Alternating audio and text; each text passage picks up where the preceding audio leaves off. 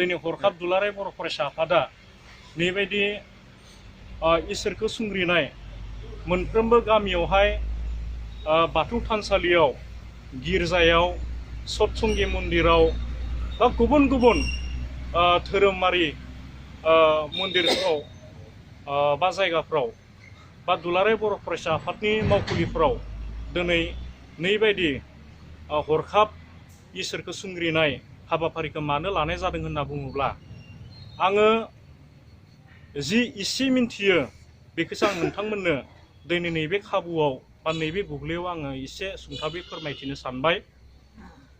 दा बाथ्राया जाहैबाय दि बर'नि गोलाव सम सोमावसारबोबाय थानाय जि गोथार साफ्रोमबो बर' फिसानि गोरबोआव थानाय बिखायाव थानाय जायखौ जोंनि बिखा बिख्लो थै होनना बुंदों बड'लेण्ड होननाय सोदोब।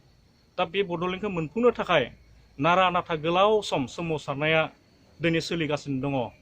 नाथाय नैबे बुब्लियाव नैबे साननैसोनि गेजेराव जि मोनसे हरखाब मोनसे डेभेलपमेन्ट जानानै दङ, डेभेलप जानानै दङ।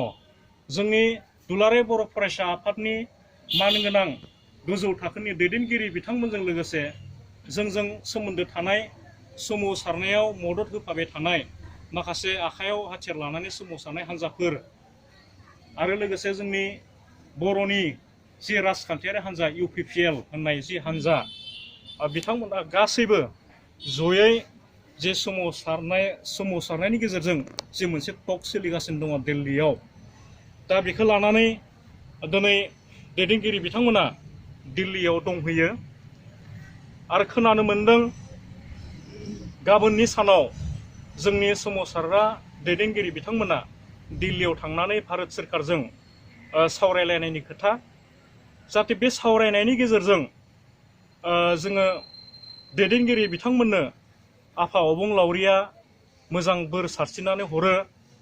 आरो जों बुंनांगोन, जों बयबो मिन्थियो दि मानसिया गासै खामानिखौ मावनो लुगैयोबा गोसो बायदि खालामब्लाबो जाया, बेयाव नुहाथारि आनान गसाइनि इसेबाबो मदद नांगौ होननानै जों बयबो मिन्थियो।